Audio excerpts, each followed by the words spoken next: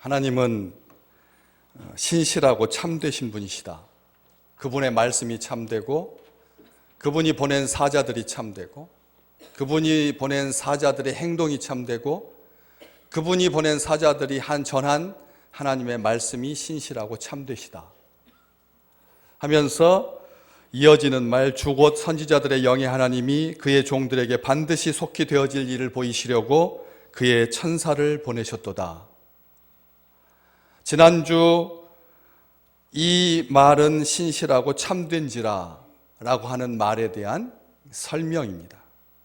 우리 주 하나님께서 선지자들의 영의 하나님이시다. 어떻게 하나님께서 자기 자신을 인간에게 알리시는가? 계시의 문제다라고 지난주에 말씀을 드렸습니다. 하나님은 자기를 숨기시는 분이 아니라 사람들에게 드러내신다. 감추지 아니하시고 밝히신다. 그래서 환경을 통해서 자연을 통해서 충분히 알 수 있도록 하나님께서 우리에게 그렇게 역사하고 계시지만 자기의 특별한 사람들을 보내셔서 구약시대 때 특정인을 통해서 말씀하셨고 궁극적으로는 마지막으로 그의 아들을 통해서 말씀하신다. 히브리서 1장 2절 말씀, 이 모든 날 마지막에는 아들을 통하여 우리에게 말씀하셨으니, 아들을 통해서 말씀하신다. 이전에는 선지자들의 상당한 무리가 하나님의 사자였고 그 후에는 사도들의 영광스러운 무리가 그의 사자였고 자신을 계시하시는 하나님은 그들의 영의 하나님이십니다. 예언자들에게 영감을 주시는 주 하나님, 공동 번역 성경은 분명하게 그렇게 번역하고 있습니다. 예언자들에게 영감을 주시는 하나님, 그들의 마음과 정신에 신적 권위를 행사하신다. 그들의 문학적인 솜씨와 인간적인 기질과 경험이 자유롭게 발휘하도록 하나님께서 역사하신다.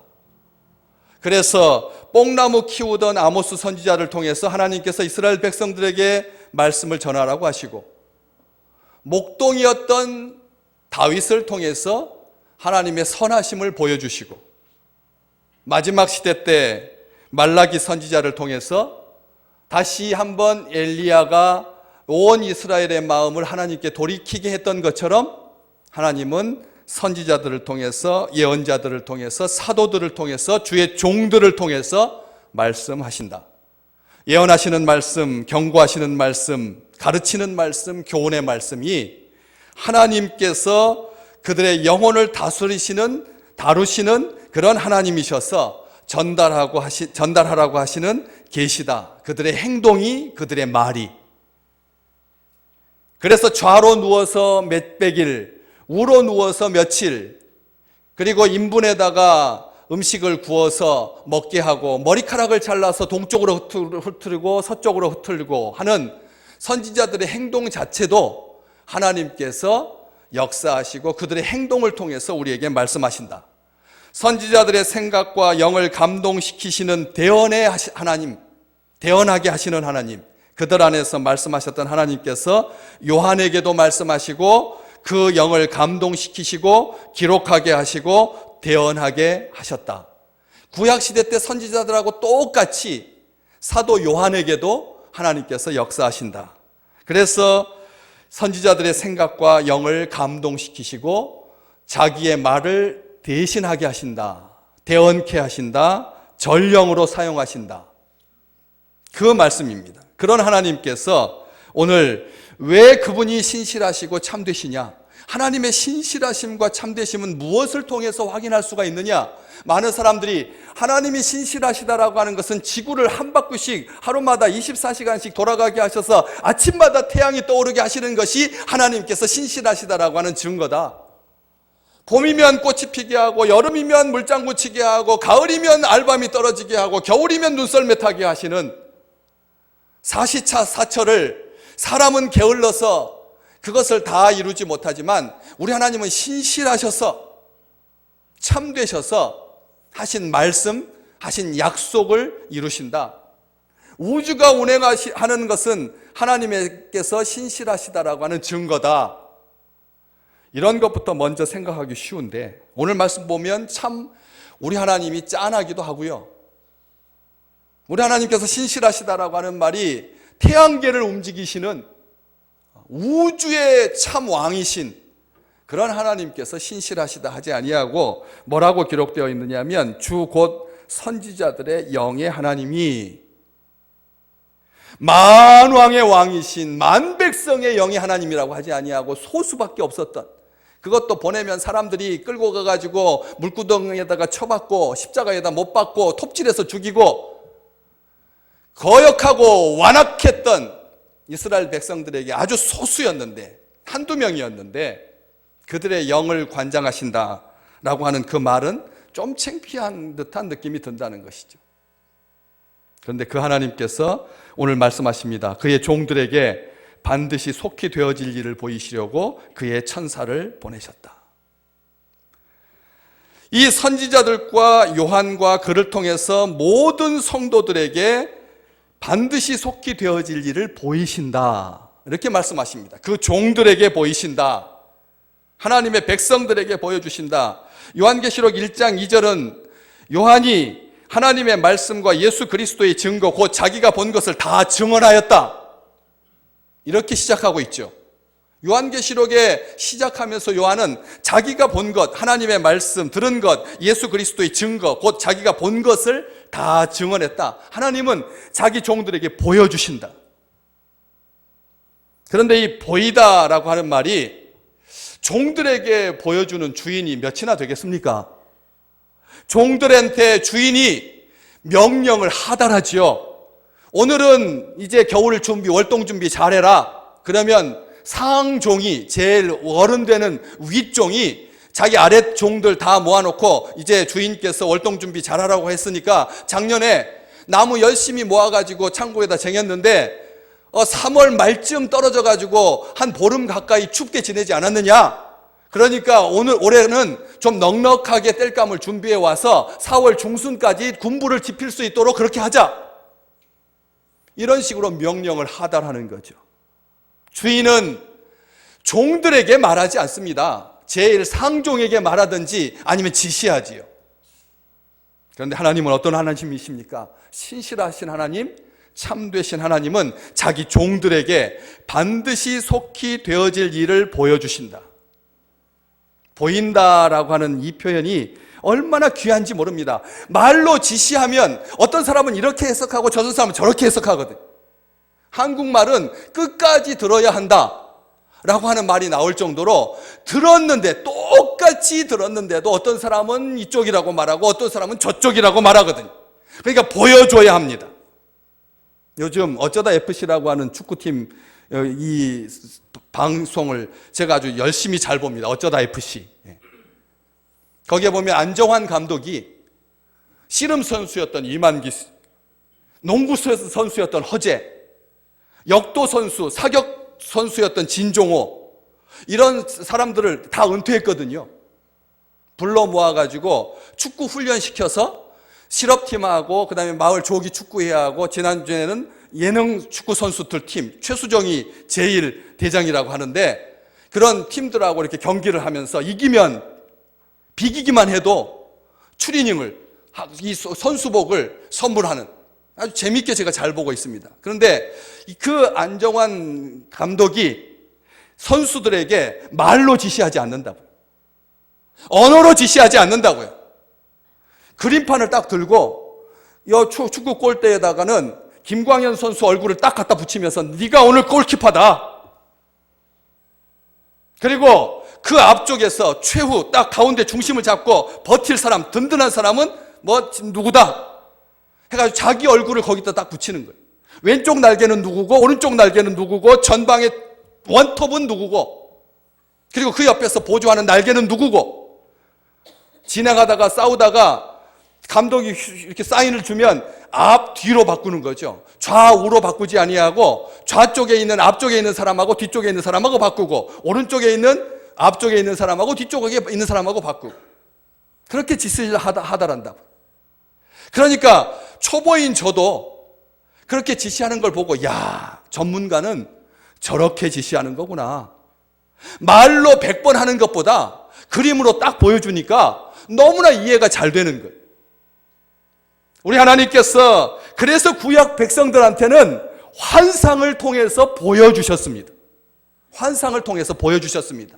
옛적에 선지자들을 통해서 말씀하실 때는 보여주셨던 것입니다. 선지자들의 행동을 통해서 하나님이 얼마나 우리를 사랑하시는지, 하나님께서 우리를 얼마나 사랑하시는지, 그래서 노뱀에다가, 장대에다가 노뱀을 메어 달고 불뱀에 물려서 죽어가는 사람들에게 저 불뱀을 쳐다보는 자는 살리라, 말씀으로 하지 아니하고 볼 수 있도록 장대에다가 뱀을 걸어서 만들었다니까요. 그래서 사람들이 보게 했습니다. 하나님은 보여주시는 하나님이십니다. 말로만 끝나는 하나님이 아니라는 것이죠. 설명해 주신다는 것이죠. 그런데 우리 한국어에서 이 보여주다라고 하는 말은 보여주는 정도이지만 헬라어에서 보이다라고 하는 말은 몇 가지 의미가 더 있습니다. 그게 더 중요한 것 같습니다. 첫 번째 의미가 지적하다라고 하는 뜻이 있습니다. 보여준다라고 하는 말이 우리 한국어에도 충분히 그런 의미가 있죠. 보여준다라고 하는 것은 지적한다라고 하는 의미다라고 하는 그런 느낌이 드는 그런 경우가 있겠지만, 보여주는 거죠. 자, 너 보니까 이 마당 좀 쓸어라. 그래도 주인 있을 때는 열심히 쓰는 것 같다가 문만 딱 나가면 슬렁슬렁 하는 그런 종한테 보여주려고 제대로 아들을 시켜가지고, 자, 마당을 쓸 때는 이렇게 쓰는 거다라고 보여주죠. 그렇게 보여주는 것은 지적하는 것입니다. 많은 이 땅의 부모들이 자녀들의 잘못을 지적하기 어려워하는 시대를 살고 있습니다. 한마디라도 했다가는 큰일 날 것처럼 자녀들에게 아무도 지적하지 않습니다. 교회도 마찬가지고요. 전부 다 자기 관록이 있고 자기 경험이 있어서 자기가 옳은 줄 알고 신앙생활합니다. 아무도 그에게 바른 말 쓴소리 해주지 않습니다. 신앙은 자기가 알아서 하는 거지. 벌써 철들었는데 한마디 했다가 괜히 서운하게 되고 관계가 엉클어질까 봐 아무도 말 못합니다. 그래서 허리가 좀 아파가지고 병원에 정형외과 갔더니 의사 선생님이 하시는 말씀이, 목사님 허리가 약간 왼쪽으로 틀어졌는데요. 저는 이 지구상에서 제가 제일 반듯한 사람인 줄 알았다니까요. 자세도 반듯하고 턱도 딱 들고 그리고 머리도 깔끔하고 흠이 없고 점이 없는 줄 알았습니다. 그런데 의사 선생님이 하시는 말씀이 왼쪽으로 약간 기울었다는 거예요. 그래서 왼쪽 구두축 뒷굽이 제일 먼저 달더라는 거죠. 저는 몰랐습니다.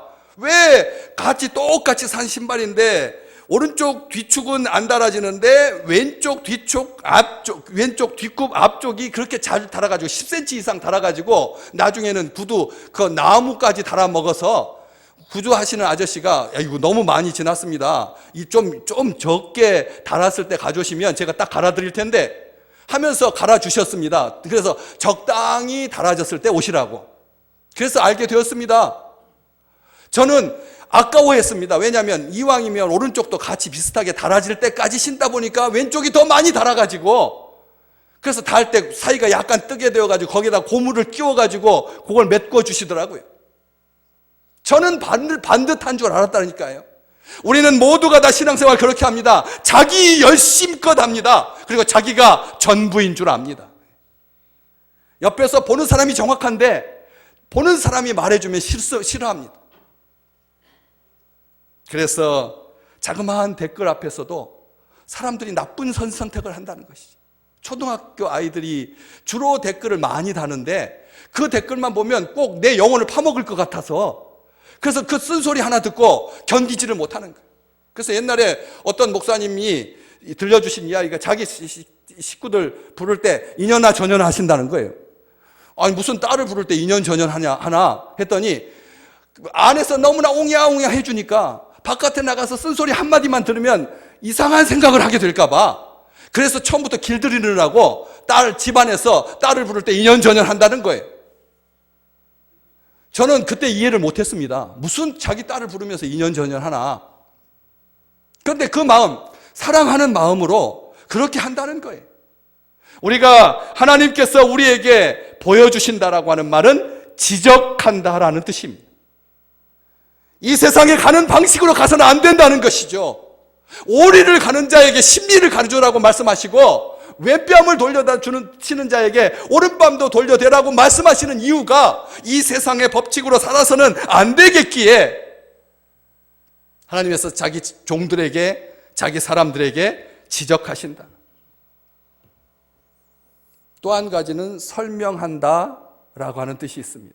잘 보여주신다라고 하는 말은 설명한다는 뜻입니다.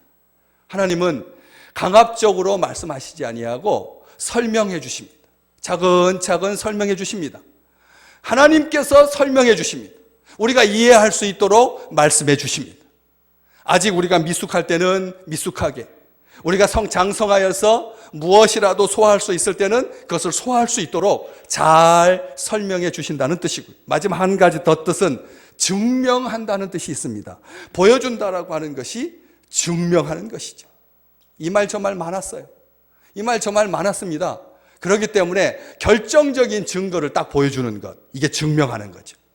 이 말 저 말 많을 때 우리 하나님께서 결정적인 증거로 딱 보여주시는 것. 그래서 보이시려고 라고 하는 뜻은 지적하다, 설명한다, 증명한다 라고 하는 뜻까지 이해를 하셔야 되는 것이죠. 그런데 무엇을 종들에게 보여주시느냐? 반드시 속히 되어질 일을 보여주신다. 반드시 속히 되어질 일을 보여주신다. 이 속히라고 하는 말, 이 단어 때문에 많은 사람들이 그 말 뜻에 가려져서 빨리 될 일, 급하게 닥칠 일들을 보여주신다라고 생각하기 쉽습니다. 반드시 닥치게 될, 빨리 오게 될 그런 일을 보여주신다. 그런데 요한계시록에 보면 이 속히라고 하는 단어가 8번 나옵니다. 8번 나오는데 속히 될 일을 하나님께서 보여주시는데 속히라고 하는 말이 8번 나오는데 오늘 22장에만 속히라고 하는 단어가 3번 나오고 똑같은 이 속히라고 하는 말이 3장에도 나옵니다. 2장 7절 말씀 한번 같이 보실까요? 책 펴놓으셨으니까 거기 보시면 보라 내가 속히 오리니. 우리 주님께서 속히 오신다 라고 하는 것을 말씀하기 위해서 7절에 보라 내가 속히 오리니, 또 12절 말씀 보실까요? 보라 내가 속히 오리니. 한 군데 더 있습니다. 20절 말씀의 중간에 내가 진실로 속히 오리라 하시거늘. 3장 11절에도 우리 주님께서 속히 오신다라고 되어 있고 22장에만 3번 강조하고 있습니다. 요한계시록에 8번 속히라고 하는 말이 나오는데 4번이 우리 주님께서 속히 오신다는 거기에 사용하고 있습니다.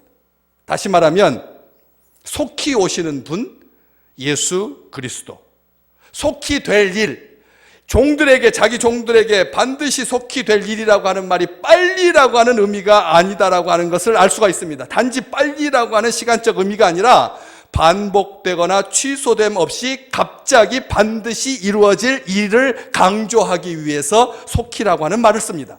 묵시문학에서는 속히가 시간의 속히가 아닙니다. 묵시문학에서는 속히라고 하는 단어가 시간적인 다급함, 촉박함을 말하는 것이 아닙니다. 확실히, 틀림없이라는 뜻입니다. 때문에 하나님께서 자기 종들에게 반드시 속히 될 일을 보여주시려고 천사를 보내셨다라고 하는 말은 반드시, 확실히, 틀림없이 강조에 강조를 더하고 있는 것입니다. 이 세상에 속히 되어질 일, 속히 될 일, 중요한 일, 꼭 이루어질 일, 확실한 일, 틀림없는 일, 반드시 성취될 일, 하나님의 일, 이것이 하나님의 약속이고 하나님의 계시입니다. 하나님의 예언의 말씀이 반드시 속히 이루어집니다. 하나님께서 우리에게 하신 약속은 반드시 이루어집니다. 완전하게 이루어집니다. 오늘 내게 주신 말씀은 하나도 땅에 떨어지지 않습니다. 반드시 이루어질 줄로 믿습니다.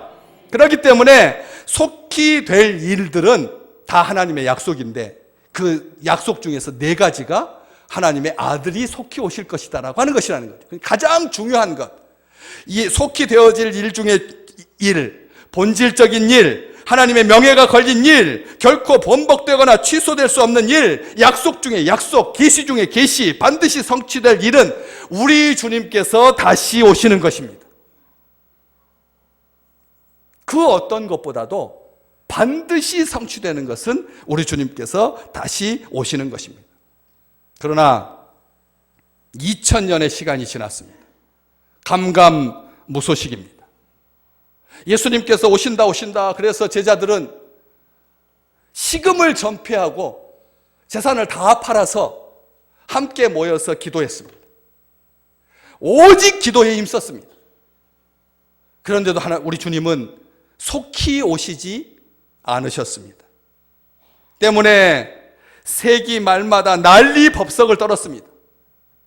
99년도에도 그랬고 199년도도 그랬고 399년에도 그랬고 499년에도 그랬고 세기 말마다 멀쩡한 새로운 세기를 맞으면서 민망하고 난감하고를 반복했습니다. 다시 마음 잡고 일상으로 돌아가기가 쉽지 않았습니다. 여기저기 예수 소리가 날 때마다 가슴이 두근거리고 귀가 쏠리고 마음이 흔들렸습니다. 마음이 상했습니다.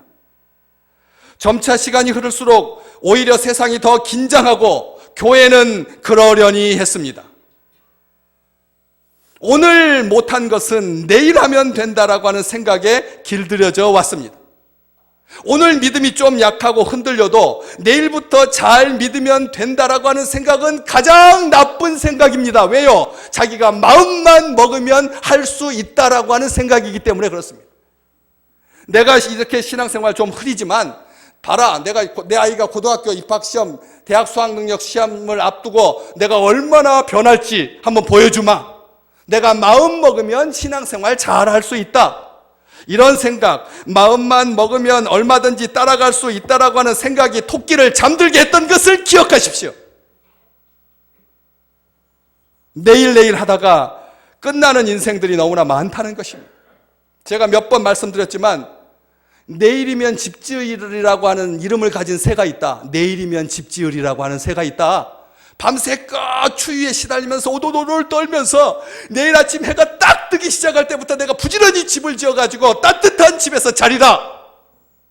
그런데 다음날 아침에 해가 뜨고 그다음 날갯짓에 햇빛의 기운이 스며들고 바람이 살살 가슴을 몰아치면 친구들과 여리저리 꽃 보고 꽃 구경하고 사람 구경하느라고 깜빡 잊고 지나다가 또다시 밤이 되면 오돌오돌 떨면서 내일이면 반드시 집을 지으리라.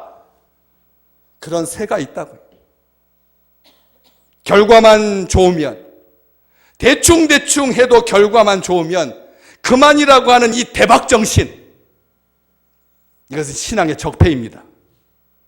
신앙의 적입니다. 불신앙입니다. 우리는 이것을 기억하셔야지. 미국 여성 최초의 노벨 문학상 수상자인 펄벅 여사는 선교사인 아버지를 따라서 중국에서 어린 시절을 보냈습니다.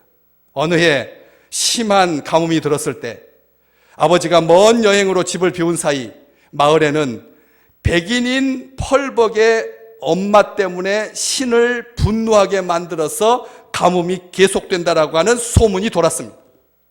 백인 여자 때문에 마을에 가뭄이 계속된다. 사람들의 불안은 점점 분노로 변했고 어느 날 사람들은 펄벅의 집으로 몰려왔습니다. 이 소식을 들은 어머니는 집안에 있는 찻잔을 모두 꺼내서 차를 따르게 하고 케이크와 과일을 접시에 담게 했습니다. 그리고 대문과 집안의 모든 문을 활짝 열어두고는 아이들과 함께 거실에 앉아 있었습니다. 마치 오늘을 준비한 것처럼 어린 펄벅에게 장난감을 가지고 놀게 하고 어머니는 바느질감을 들었습니다. 잠시 뒤 거리에서 함성이 들리더니 몽둥이를 든 사람들이 늑달같이 달려들어서 열린 대문을 통해 단숨에 거실까지 몰려왔습니다. 사람들은 굳게 잠겨 있을 것이라고 여겼던 문이 열려 있고 불도 다 끄고 숨어 있으리라고 생각했는데 어리둥절한 얼굴로 방 안에 들어왔습니다. 그리고 그때 펄벅의 어머니가 사람들에게 한 말입니다. 잘 오셨습니다. 기다리고 있었습니다. 어서 들어오셔서 따뜻한 차와 케이크를 드시지요. 정중하게 권했습니다. 사람들은 멈칫거리다가 못 이기는 척 방으로 들어와서 차를 마시고 케이크를 먹었습니다. 천천히 차를 마시며 그들은 구석에서 천진난만하게 놀고 있는 아이와 어머니의 얼굴을 한참 바라보다가 한두 명씩 조용히 집을 나가고 돌아갔습니다. 그리고 그날 밤 사람들이 그렇게 애타게 기다리던 비가 내리기 시작했습니다. 무엇을 말하는 것입니까? 평상시처럼 아무 일도 없었던 것처럼 나중에 펄벅 여사는 딸 펄벅에게 이 때를 회고하면서 그때 내가 용기를 가질 수 있도록 지혜를 가질 수 있도록 해주셔서 내가 그때 그렇게 용기를 냈다. 일상성이 영원입니다. 우리는 이것을 기억하셔야 됩니다. 종말에 닥쳐서 열심히 신앙생활하면 천국에 갈 것이다. 예수님의 다른 편에 있었던 강도가 예수님 앞에 아부를 잘해서 당신이 당신의 나라에 이르거든 저를 좀 기억해 주십시오. 말 한마디 때문에 그가 천국에 갔다. 잘못된 시선을, 잘못된 착각을 일으킬 수 있습니다. 지금까지는 대충 살아도 내가 봐라. 내가 아이들 다 시집 보내고 그리고 딱 남았을 때 그때부터 전력 질주해가지고 내 앞서 갔던 모든 사람들을 다 따라잡고 말리라. 신앙의 대박은 없습니다. 속히 오신다고 할 때 속히가 언제를 말하는 것이 아니다라고 하는 것을 우리 주님께서 분명히 말씀하셨습니다. 언제일지 어디로 내려오실지 다 모른다. 나도 모르고 천사도 모르고 아버지만 아신다. 언제 오시느냐가 중요한 게 아니다. 오셨을 때 어린 양의 신부로서 혼인잔치에 참여하느냐, 생명의 부활이냐, 심판의 부활이냐가 중요한 것이지 예수님께서 언제 오시는 것은 하나도 중요하지 않다. 그래서 그의 천사들을 보내십니다. 하나님은 택함받은 사람들에게 속히 되어질 일을 보여주기 위해서 천사와 요한을 사용하셨습니다. 천사들은 하나님의 종입니다. 하나님의 말씀을 수행하고 그분의 명령에 순종하지요. 하나님께서 온 세상을 다스리십니다. 하나님께서 역사하시고 하나님께서 통치하십니다. 모든 주의 백성들에게 하나님께서 반드시 속히 되어질 일을 보이시려고 천사를 보내서 말씀하신다는 것이죠. 역대상 21장 15절 말씀, 우리 한 목소리로 같이 한번 읽어보겠습니다.